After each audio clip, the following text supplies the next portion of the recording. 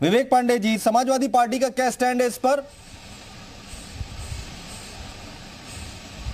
देखिए अनुज भाई, पहले तो मैं प्रणाम करता हूं पूरे अनुमोदन के साथ मंच पर उपस्थित पैनलिस्टों को सम्मान के साथ प्रणाम समर्पित करता हूं। देखिए, नामकरण की प्रक्रिया जो हो वो एक अनुमोदन या एक अभिव्यक्ति की बात होती है कि वो पहले लैंडिंग की बात थी। लेकिन अगर इसको आप अध्यात्म से जोड़ के देखते हैं तो आदरणीय शिव जी ने मस्तिष्क पे चंद्रमा को धारण किया था, न कि उसको दबा करके पैर से कुचलने का काम किया। बहरहाल मैं इस विषय में नहीं फंसूंगा, क्योंकि ये व्यक्तिगत बयान है कि राजनीतिक बयान है, अभी इसकी पुष्टि नहीं हो पाई है।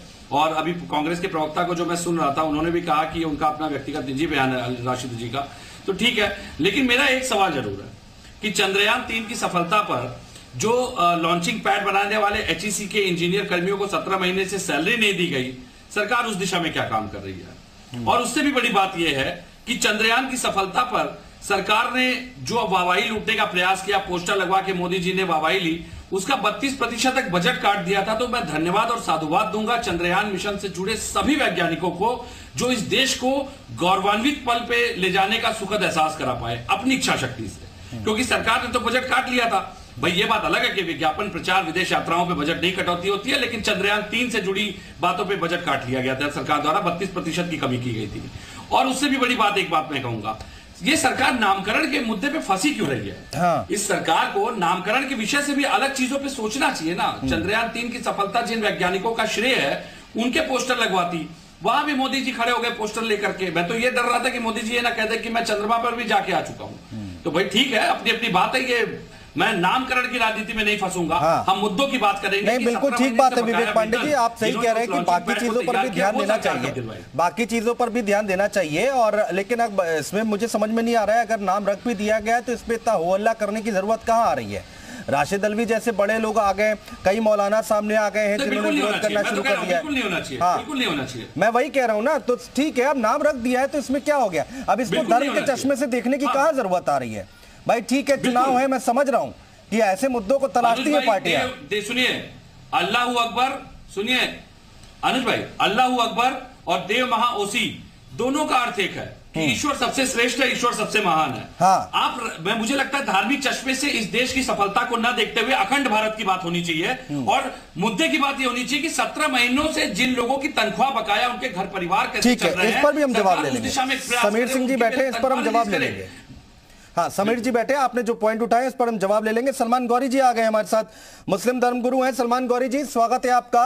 गौरी साहब, आपका क्या स्टैंड है? कई लोग इसका विरोध कर रहे हैं, आप इसको कैसे मानते हैं जो नाम रखा है प्रधानमंत्री ने? असल में हमारे प्राइम मिनिस्टर साहब ये बताना चाहते हैं कि पूरा मुल्क सिर्फ हिंदुओं का है और ये डेमोक्रेसी से ये मुल्क चलने वाला नहीं है। इसलिए इसका एक प्रॉपर तरीके से एक समुदाय को खुश करने के लिए, जो उसकी उनकी राजनीति का हिस्सा भी है और उसके जरिए से वो प्रधानमंत्री बन रहे हैं, तो जाहिर सी बात है उसको फायदा उठाना चाहते हैं और इसीलिए उसका नाम शिव रखना चाहते हैं। और बाकी कोई भी इंसान होता, अगर आप जमहूरियत पे यानी डेमोक्रेसी पे भरोसा करते हैं तो कॉमन सा नाम होना चाहिए था, ताकि वो ना मुसलमान होता, ना हिंदू होता, न सिख होता, न जैन होता, न बुद्ध होता, कोई भी मजहब नहीं होता। लेकिन प्रधानमंत्री ये बताना चाहते हैं यहाँ इस डेमोक्रेटिक सेटअप में डेमोक्रेसी है भी नहीं और संविधान को फॉलो भी नहीं किया जाएगा, इसलिए उसका नाम रखा जा रहा है। तो वो सिर्फ प्रॉपर तरीके से हिंदुत्व का पाठ पढ़ा रहे हैं यहाँ पर भी। हाँ, बीजेपी तो कहती है कि हम सबका साथ सबका विकास कर रहे हैं, बीजेपी कहती है कि हम वहां पर पसमानदा सम्मेलन कर रहे हैं, मुसलमानों को आगे बढ़ाने की कोशिश कर रहे हैं। आप कह रहे हैं केवल हिंदुओं को देख रही है। हिंदुस्तान की सबसे मायानाज यूनिवर्सिटी जो है, पसमानदा को बढ़ाने की बात हो रही है, इसका जवाब ये है कि अलीगढ़ मुस्लिम यूनिवर्सिटी का 62 करोड़ का बजट था, उसको 9 करोड़ आगे कर दिया। तो कौन सा पसमानदा मुसलमान कहाँ देखेगा? जो हिंदुस्तान की वाहिद यूनिवर्सिटी ऐसी है जहां पर पूरा इंटरनेशनल लेवल पे भी और नेशनल लेवल पे भी लोग जानते हो, पहचानते हो, उसको गिराने की कोशिश की जा रही है। तो कौन सा भरोसा? और इसके साथ साथ में मेरिट स्कॉलरशिप थी, मौलाना आजाद फेलोशिप था, सब तो खत्म कर दिया गया। इसके बाद आ जाइए आप, क्या नाम, ये जो स्कॉलरशिप अभी और चल रही थी, इसको भी बंद कर दिया गया। तो ठीक है जितेंद्रानंद जी, ठीक है जितेंद्रानंद सरस्वती जी, हिंदू धर्मगुरु हमारे साथ है। जितेंद्रानंद जी, कैसे देखें इसे? भाई मौलाना साहब कह रहे हैं कि यहाँ पर जो धर्मगुरु हैं वो ये कह रहे हैं कि यहाँ पर एक मैसेज देने की कोशिश की जा रही राजनीतिक तौर पर, शिव शक्ति नाम रखकर। इन्हें आज राजनीतिक कोशिश तो नज़र आ रही है। मैं तो इतना ही कहूँगा, भारत की प्राचीन परंपरा, और मैं पूछूं कि स्वतंत्रता आंदोलन के बाद देश के विभाजन का आधार क्या था कि हम हिंदुओं के साथ नहीं रह सकते। इसके बाद भी दिल्ली में जिन लोगों को आज नाम को लेके पीड़ा है, वो दिल्ली के इंडिया गेट के चारों तरफ से निकलने वाले road, Akbar road, Humayun road, Shahjahan road, Babur road, इन सड़कों का नामकरण किन लोगों ने किए? ये आजाद भारत की तस्वीर रही है। और आज अगर सनातन धर्मों के आराध्य और भगवान चंद्रमौलेश्वर, भगवान शिव के नाम पर शिव और शक्ति का वहां पे मिलन बिंदु ऐसा एक नाम रख दिया, तो इसमें जिन लोगों को सांप्रदायिकता नजर आने लगी, उन लोगों ने इस देश में, मैं बताऊं कि जम्मू कश्मीर में जो अनंतनाग जिला है, उसका नाम इस्लाम नगर किसने किया? इस्लामाबाद किसने किया? सरकारी रिकॉर्ड में अनंतनाग है, इस्लामाबाद किसने किया? तो मैं इस पचड़े में न जाकर के इतना ही कहूंगा कि इस अभियान का, चंद्रयान 3 के अभियान का संपूर्ण श्रेय वैज्ञानिकों को जाता है। लेकिन स्वाभाविक तौर से देश के मुखिया होने के नाते, जो हर समय अपने अपने समय में देश के जो मुखिया रहे हैं, मैं यह नहीं कहता कि किसी ने कम काम किए होंगे, किसी ने ज्यादा किए होंगे।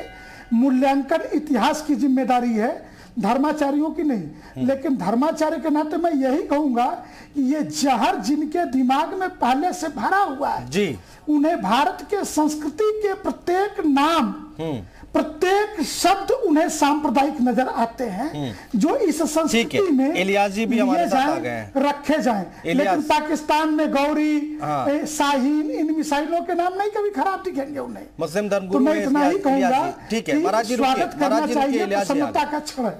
इलियास जी आ गए। इलियास जी स्वागत है आपका। इलियास जी, शिव शक्ति नाम पर आपको भी आपत्ति है क्या, जो प्रधानमंत्री ने रखा है आज? समीर सिंह जी एक एक करके जवाब दीजिए। विवेक पांडे जी जो बात यहां पर कह रहे थे, और यहां पर जो मुस्लिम धर्मगुरु हैं उन्होंने ये बात कही है, बोलिए। देखिए अनुज जी, विवेक जी की बात है, गैर जिम्मेदाराना बयान है। उनको यही नहीं पता है कि जितना अंतरिक्ष पे काम हमने किया है, जितना स्पेस साइंस पे काम भारतीय जनता पार्टी की सरकार में हो, उतना कभी नहीं हुआ।